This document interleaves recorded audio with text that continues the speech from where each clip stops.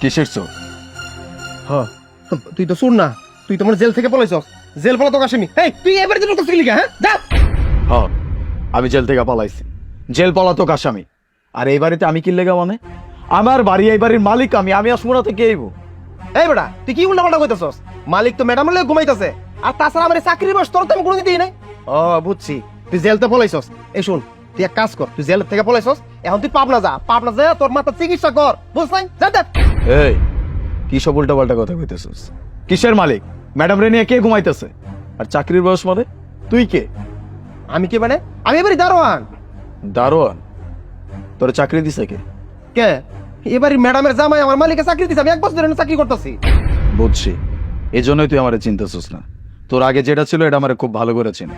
তোর লগে এত কথা কয়ে লাভ নাই। হ্যাঁ তোর তো আমি যাইতে দিব না, তোর ভিতরে কোনো কাজ নাই, যা বেরো। তোরে চাইতে দিবি না মানে? এই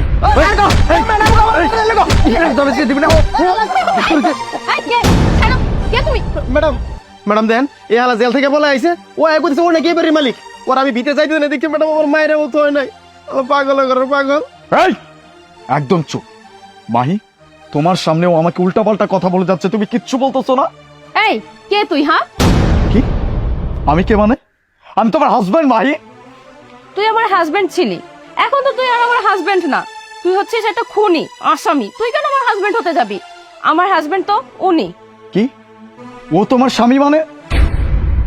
মাহি, এ ওই লোকটা না যে তোমাকে উত্ত্যক্ত করতো? তুমি আমাকে বলছো বিদায় তো আমি ওকে মারতে গেছিলাম, যাওয়ার পরে ওর একটা স্টাফকে ও নিজে খুন করছে, সেই খুনের দায় এখন আমি আসামি হয়ে গেছি, আমি জেল খাটতেছি। আর তুমি বলতেছো ও তোমার স্বামী, আর ওকে নিয়ে তুমি তুমি আমারই বাড়িতে সংসার করতেছো একই বেডে। ছি ছি মাহি, আমি এটা বিশ্বাসই করতে পারতেছি না, তুমি এটা কিভাবে করতে পারলা? শোন, বাকি ইতিহাস আমার কাছে শোন। বাকি ইতিহাস মানে? হ্যাঁ, আমার কাছে শোন।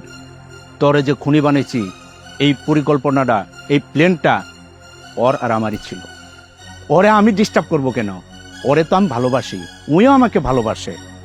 তোরে যদি আমি খুনি না বানাতাম তাহলে তো আমি তাকে পাইতাম না, সেই জন্যই তোকে আমি খুনি বানিয়েছি। তোর বউ তোর মাথা গরম করে দিছে, তখন তুই আমার অফিসে আসছিস, তখনই আমার খুনের দায় তোর উপরে পড়েছে। আরে খুনটা তুই করস নি, খুনটা তো আমি করেছিলাম, আর এখন খুনি তুই। বাহ, তাহলে এই ছিল তোমাদের পরিকল্পনা? এত বড় একটা পরিকল্পনা করে আমাকে জেলে পাঠাইছো? ঠিক আছে, আমি যেহেতু খুন না করে জেল খাটতেছি, এবার আমি খুন করে জেল খাটবো, খুন করে খুনের আসামি হব। তোমাদের দুইজনকে আমি এখানে খুন করে ফেলবো। তুই আমাদের খুন করবি কিভাবে? তুই তো নিজেই আসছিস জেল থেকে পালায়া। দেখ আমি পুলিশকে কল করবো, তারপর তোর কি অবস্থা হয় তুই খালি দেখ। ম্যাডাম আর পুলিশকে ফোন দিতে হবে না। ওরে বাবা, আমরা চলে আসছি। পুলিশ! আপনারা চলে আসছেন, খুব ভালো করছেন। এই যে দেখেন জেল থেকে পলায় আসছে, আমাদেরকে খুন করতে চাচ্ছে। ওকে নিয়ে যান, নিয়ে যান। হ্যাঁ ধরে নিয়ে যাবো। ওরা কেনা আপনাদেরকে? মানে কি আপনার মাথা ঠিক আছে? আসামি আর আমাদেরকে নিয়ে যাওয়ার কথা বলতেছেন? এখনো মানে বুঝতেছো না কতটা নির্বোধ তোমরা? ওনারা তোমাদেরকে কেন নিয়ে যেতে চাচ্ছে সেটা আমি বলতেছি। আগামীকাল রাত 12টায় আমার ফাঁসি, আর তোমরা খুব ভালো করেই জানো একজন ফাঁসির আসামির শেষ ইচ্ছাটা পূরণ করা হয়। আমাকে তারা জিজ্ঞেস করছিল আমার শেষ ইচ্ছাটা কি। আমি বলছিলাম যে আমি আমার ওয়াইফের সাথে একটু দেখা করতে চাই, আমি শেষবারের মতো তোমাকে দেখতে চাই। আমি আমার বাড়িতে শুধুমাত্র তোমাকে দেখার জন্য আসছিলাম, কিন্তু এখানে এসে আমি কি দেখলাম? আমি তো নিজেই শকড হয়ে গেলাম। সেই মানুষটার জন্য আমার জেল খাটতে হচ্ছে, সেই মানুষটার সাথে প্ল্যান করে তুমি আমাকে জেলে পাঠাইছো। মানতে হবে অনেক সুন্দর পরিকল্পনা ছিল তোমার, কিন্তু ওই যে কথায় আছে না, উপরে একজন আছে, উনি ছাড় দেয় কিন্তু ছেড়ে দেয় না। এই জন্য সবকিছু আজকে সবার চোখের সামনে পানির মতো ক্লিয়ার হয়ে গেছে সবকিছু। এখানে যখন আমি আসছি তখন ওনারা আড়ালেই ছিল, সবকিছু শুনছে।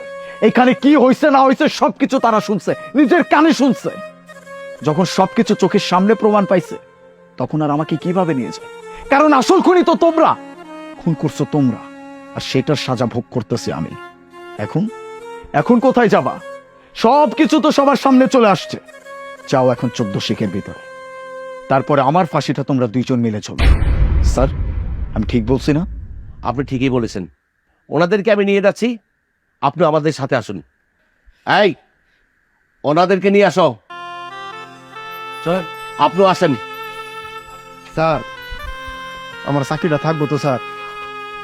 চিন্তা করো না, তোমার চাকরি থাকবে, কারণ তুমি তোমার জায়গায় সৎ ছিলে। তুমি আমার জন্য দোয়া করো, আমি যেন আমার ন্যায় বিচারটা পাই। বাড়ির দিকে খেয়াল রেখো।